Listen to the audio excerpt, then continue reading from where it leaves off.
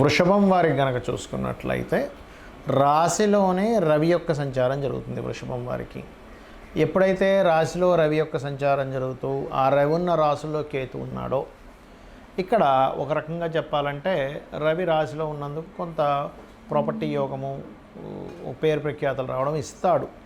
కానీ కేతు ఉన్నాడు కదా, కాబట్టి కొంచెం హెల్త్ విషయంలో ఏదో తెలియని ఒక స్ట్రెస్ కూడా కలుగుతూ ఉంటుంది. ఆధ్యాత్మిక యోగం, మనసంతా కూడా ఆధ్యాత్మికం మీద వెళ్ళడం జరుగుతూ ఉంటుంది. అయితే మీ యొక్క రాశి వారికి 12లో కుజుడు, ఆ కుజుడు 21వ తేదీకి రాశిలోకి వస్తాడు. మరియు ఏకాదశంలో శని మంచివాడే, దశమ స్థానంలో రాహు కూడా మంచిదే. ధనభావం నుంచి గురువు మారిపోయి 3వ భావంలోకి వెళ్ళిపోయాడు. కాకపోతే ధనభావంలో ప్రస్తుతం మీకు బుధుడు శుక్రుడు ఉన్నారు. ఈ యొక్క బుధుడు 23వ తేదీకి గురువుకు మారుతాడు కర్కాటకంలోకి, 9వ తేదీ శుక్రుడు మారుతాడు, 4వ భావంలో కేతు. ఈ యొక్క గ్రహస్థితిని అనుసరించి మీకు ఎలా ఉండబోతుంది, ఈరోజు ఉండేటువంటి గ్రహస్థితి రీత్యా మీకు ఎటువంటి ఫలితాలు రాబోతున్నాయి, ఏ దేవత ఆరాధన చేయాలి అనేటువంటి అంశాలు చెప్తుంది నేనైనప్పటికీ చెప్పిస్తుంది సాక్షాత్ లలితా అమ్మవారిగా భావిస్తూ ఆ లలితాంబిక అమ్మవారి యొక్క అనుగ్రహం మీకు పరిపూర్ణంగా కలగాలని మనస్ఫూర్తిగా కోరుకుంటూ, ఇక్కడ ఎప్పుడైతే రవి రాశిలోకి వచ్చి ఉన్నాడో ఇది పేరు ప్రఖ్యాతలను ఇస్తుంది. అదేవిధంగా ఏదైనా వైద్య సంబంధించినటువంటి వృత్తులు, వైద్య సంబంధించినటువంటి విషయాలు నేర్చుకోవడానికి అనుకూలతనిస్తుంది. ఇక్కడ మీకు ధనభావంలో 2 గ్రహాలు అంటే బుధుడు శుక్రుడు ఉన్నారు కాబట్టి వ్యాపార మూలకంగా ధనయోగము, రుణం మూలంగా ధనయోగము, 6వ అధిపతి కూడా ఉన్నాడు కాబట్టి రుణం మూలంగా ధనయోగం అందనుంది మీకు. ఇక 3వ భావంలో గురువు మారిపోయాడు, ఆ గురువు దగ్గరికి 2 శుభగ్రహాలు కూడా వెళ్తున్నాయి కాబట్టి గతంలో ఏర్పడినటువంటి కొన్ని అపార్థాలు, కొన్ని మిస్కమ్యూనికేషన్స్ అంటూ ఉంటాం, కొన్ని మనస్పర్ధలు మాట్లాడుకొని సరి చేసుకునేటువంటి సమయం. కాకపోతే మీరు ఎట్టి పరిస్థితుల్లో మంగళవారాలు వస్తువు కానీ గృహం కానీ ఏదైనా ఒక ఇది తీసుకునే విషయంలో కాస్త జాగ్రత్తగా ఉండండి. మరియు అదేవిధంగా ఇక్కడ సంతానం కోసం ప్రయత్నం చేసేటువంటి వారికి సంతాన యోగం అయితే బ్రహ్మాండంగా ఉందో ఎటువంటి సందేహం లేదు. బికాజ్ ఆఫ్ పంచమాధిపతి ధనభావంలో తన ఓన్ హౌస్లో ఉన్నాడు. ఐవీఎఫ్లు ఐయుఎల్ ప్రయత్నం చేసేటువంటి వారికి చాలా బాగుంటుంది. మరియు ఇప్పుడు జూన్లో ఎప్పుడైతే మీకు జూన్ 2వ తేదీ, ఈ నెల 2వ తేదీ నుంచి ఎప్పుడైతే గురువు మీకు కర్కాటక రాశిలోకి మారాడో అక్కడి నుంచి తన యొక్క వీక్షణ 7వ స్థానం మీద ఉంది. ఎప్పుడైతే 7వ స్థానం మీద ఉందో వివాహం కోసం చేసే ప్రయత్నం ఫలిస్తుంది. అది కూడా శుక్రుడు వెళ్ళి జాయిన్ అయినప్పటి నుంచి ఇంకా ఎక్కువ ఉంటుంది. అంటే జూన్ 9వ తేదీ నుంచి కొంచెం మీరు కనుక సీరియస్గా కనుక ప్రయత్నం చేసినట్లయితే ఖచ్చితంగా అక్కడి నుంచి మరింత అభివృద్ధికరమైనటువంటి ఉంటాయి. సాఫ్ట్వేర్ రంగాల్లో ఉండేటువంటి వారికి ఉద్యోగ అవకాశాలు ఉన్నాయి. మరియు కొద్దిగా ఈ నెల 21వ తేదీ వరకు ఎట్టి పరిస్థితుల్లో కూడా మన ఇన్వెస్ట్మెంట్స్ రిలేటెడ్ ఏదైనా మదుపు పెట్టేటువంటి విషయంలో చేయకండి. దానివల్ల గొడవలు వస్తాయి. ఒక్కోసారి చూడండి, మనం ఏదో ఇంట్లో వాళ్ళు చెప్పకుండా చేసేసిన తర్వాత ఇంట్లో వాళ్ళు దాని గురించి గొడవ పడుతూ ఉంటారు. ఎందుకు మీరు అక్కడ ఇన్వెస్ట్మెంట్ చేశారు, నేను వద్దన్నాను. ఇలాగ కొన్ని సేవా సంస్థలు, కొన్ని సేవా సంబంధించిన విషయాలకి ముఖ్యంగా గోసేవకు వెళ్ళి గోవులకు క్యారెట్స్ తినిపించండి. ఆ దోషం అనేటువంటిది పోతుంది. ఉద్యోగ అభివృద్ధి అయితే బాగానే ఉంది. సాఫ్ట్వేర్ రంగాల్లో ఉండేటువంటి వారికి కొత్త ఉద్యోగాలు వస్తాయి. ఏఐ లాంటివి నేర్చుకోవడానికి కూడా అనుకూలంగా ఉంది చెప్పాలంటే.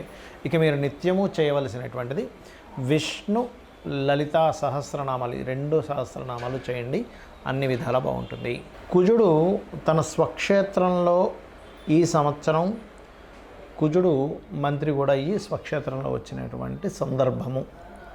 దీని మూలంగా ఏంటంటే, ఒకటి పర్యావరణ సంబంధంగా మీరు ఒక 100 సంవత్సరాలు వెనక్కి వెళ్ళినా సరే ఎప్పుడూ చూడనంత విపరీతమైనటువంటి వేడిని, ఉష్ణాన్ని పుట్టిస్తాడు.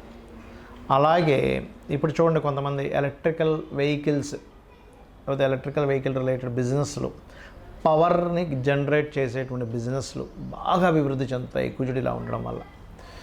అదేవిధంగా మరొక విషయం ఏంటంటే, అందరికీ కూడా అన్ని రాసుల వారికి మీనరాశిలో శని ఉన్నందుకు ప్రధానంగా మీరు తీసుకోవాల్సిన ముఖ్యమైన జాగ్రత్త ఏమిటి అంటే, మీరు ఏదైనా ఒక నీటిని తీసుకొని తాగేటప్పుడు కానీ నీళ్ళల్లోకి వెళ్ళేటప్పుడు కానీ కొద్దిగా జాగ్రత్తగా ఉండండి. ఎందుకంటే ఇక్కడ నీటి మూలంగా, జల మూలంగా రోగాలు వచ్చే సమయం అంటారు దీన్ని.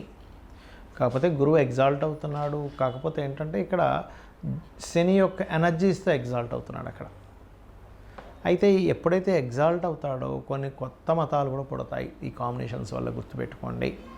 అలాగే మరొక విషయం ఏంటంటే, మీరు ఎప్పుడైనా సరే గోచార ఫలితాలు అంటే ఇప్పుడు ఉండేటువంటి బయట మార్కెట్ ఎలా ఉంది అనేది ఎలా ఉంటుందో, మనం ఒక వస్తువు అమ్ముదాం అనుకుంటున్నాం, దీనికంతా మార్కెట్ లేదు, లేకపోతే ఒక వస్తువు కొందాం అనుకుంటున్నాం, ఇప్పుడు కొనడం వల్ల వేస్ట్ అని మనం ఎలా అయితే డిసైడ్ అవుతామో బయట ఉండేటువంటి పరిస్థితుల్ని, లేకపోతే ఒక దగ్గరికి వెళ్ళాలి, బాగా ఎండ ఉంది, ఒక 2 గంటలు దాటితే కొంచెం చల్లబడుతుంది 4కు 5కి అని ఎలా అనుకుంటామో, బయట ఉండే వాతావరణం, బయట ఉండే సిచ్యువేషన్స్, కండిషన్స్ ఎలాగో గోచారం కూడా అంతే. అంటే గోచారం ఇప్పుడు ఉండేటువంటి గ్రహాల యొక్క స్థితిని చెప్పేది.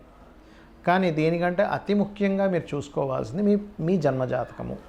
అంటే మీరు జన్మించినప్పుడు మీరు ఏ తేదీని జన్మించారు, ఏ నెల, ఏ సంవత్సరం, ఏ సమయం, ఏ ప్రాంతం, ఈ 5 అంశాలు తీసుకొని మీరు జన్మించినప్పుడు ఉన్నటువంటి లగ్నాన్ని బేస్గా తీసుకొని, లగ్నం నుంచి 2 ఛాయాగ్రహాలైన రాహుకేతువులు, మిగతా 7 గ్రహాలు ఏవైతే ఉంటాయో అందులో కొన్ని మనకి చంద్రుణ్ణి ఉపగ్రహం అంటారు, రవిని మనకి స్టార్ అని చెప్తారు. That is different case. But ఇక్కడ ఏంటంటే టెక్నికల్ వర్డ్స్ ఏవైనా కూడా ఈ గ్రహాల యొక్క ప్రభావం మనకు ఉంటుంది కాబట్టి ఇందులో లగ్నం నుంచి 12 భావాలు ఎలా ఉన్నాయి, మీరు పూర్వజన్మలో చేసినటువంటి కర్మ ఏ రూపంలో మీకు దాని యొక్క ప్రభావాన్ని చూపిస్తుంది. మీకు లగ్నం బాగుంటే బాగా ఎదుగుతారు, ధనభావం బాగుంటే అది ఎందుకు బాగోలేదు, ఏ గ్రహం వల్ల బాగోలేదు, దాన్ని సెట్ చేసుకొని మీరు దానికి సంబంధించినటువంటి దేవత ఆరాధన చేయొచ్చు. అదేవిధంగా 3వ భావం అన్నదమ్ములతో ఉండే రిలేషన్, 4వ భావం మీ యొక్క వస్తు వాహన గృహ ఎడ్యుకేషన్ రిలేటెడ్, సంతానం ఎందుకు కలగట్లేదు, 5వ భావం ప్రేమించడం ద్వారా, ప్రేమ వ్యవహారాల ద్వారా ఇబ్బంది పడుతున్నారా. అదేవిధంగా 6వ భావం రుణ రోగ శత్రుస్థానం, అంటే ఏమిటి, మీకు ఎందుకు హెల్త్ ఇష్యూస్ వస్తున్నాయి, ఎందుకు మీరు ఎక్కువ అప్పులు పాలవుతున్నారు, దాన్ని ఎలా మీరు నిర్మూలించుకోగలరు అనేటువంటి ఒక స్పష్టమైనటువంటి అవగాహనని, స్పష్టమైన ఆన్సర్ని జ్యోతిషాస్త్రం చెప్తుంది. అదేవిధంగా మీకు వచ్చే పార్ట్నర్స్ ఎలా ఉంటారు, పార్ట్నర్ ద్వారా మీకు స్ట్రెస్ ఉంటుందా, చక్కగా వాళ్ళ ద్వారా మీరు మంచి సుఖాన్ని పొందుతారా అనేది 7వ స్థానము 12వ స్థానం చెప్తుంది. ఇదంతా కూడా వాళ్ళు ఏదో శత్రువులై మీ మీద దాడి చేయడం మనం ఇంకోటి కాదు, వాళ్ళు కావాలని చేస్తే వాళ్ళ కర్మ వాళ్ళు అనుభవిస్తారు. కానీ ఇదంతా మనం ఆస్ట్రాలజీ అనేది ఏమిటంటే, జ్యోతిషాస్త్రం అనేది పూర్వజన్మ కర్మ సిద్ధాంతాన్ని, నువ్వు పలానా కర్మ చేసావు కాబట్టి ఈ యొక్క కర్మ ఈ రూపంలో వస్తుంది, దీన్ని యాక్సెప్ట్ చేయడము లేదా పలానా మంత్రం ద్వారా, పలానా నామస్మరణ ద్వారా క్లియర్ చేసుకోవడం ఎలాగా అనేటువంటిది. అదేవిధంగా వృత్తి, వ్యాపారము, ఇన్వెస్ట్మెంట్స్, విదేశాలకు వెళ్ళడము, ఆకస్మిక సంఘటనలు, ఇవన్నీ కూడా మీ జన్మజాతకంలో ఉంటాయి. అయితే వీటన్నిటికీ కూడా మనం ఊరికే ఏదో ఏలినాటి శని వచ్చేసింది, లేకపోతే కాలసర్ప యోగం ఉందని భయపెట్టడానికో జ్యోతిష్శాస్త్రం కాదు. మీరు ఇలా ఉంది కండిషన్ కాబట్టి దీన్ని మనం ఎలాగ తగ్గించుకోవాలని, చాలా చిన్నది, రూపాయి కూడా ఖర్చు పెట్టకుండా చక్కగా ఇంట్లో కూర్చొని లలిత చేసుకుంటే ఇవన్నీ కూడా క్లియర్ అవుతాయి. అందులో మేజర్గా కొన్ని ఉంటాయి. ఇప్పుడు వివాహం అవ్వట్లేదు, చాలా సింపుల్గా పార్వతీ పరమేశ్వరులకి వివాహం అయినటువంటి ఘట్టాన్ని మీరు తలుచుకుంటూ ఓం కామేశబద్ధ మాంగళ్య సూత్రశోభిత కందరాయ నమః చేసుకోండి, ఖచ్చితంగా వివాహ యోగం కలుగుతుంది. అలా కాదండి, వివాహం అయింది కానీ మాకు ఎక్కడా కూడా మా ఇద్దరికీ సఖ్యత లేదు, చాలా ఇబ్బంది పడిపోతున్నాం, అసలు ఒక్క నిమిషం ఉండలేకపోతున్నాం, కానీ కలిసి ఉండాలి, సిచ్యువేషన్స్ విడిపోయాలో లేవు అన్నప్పుడు మీరు ఓం శివకామేశ్వరాంకస్త శివా స్వాధీన వల్లభాయ నమః. ఉద్యోగం రావట్లేదు, చాలా సింపుల్, ఓం మాణిక్య మకుటాకార జానుద్వయ విరాజితాయ నమః. ఇక్కడ అప్పుల బాధలు ఉన్నాయి, ఓం అపర్ణాయ నమః. మీరు చేసి చూడండి, భక్తిగా శ్రద్ధగా ఖచ్చితంగా మీకు ప్రభావం అనేటువంటిది ఉంటుంది.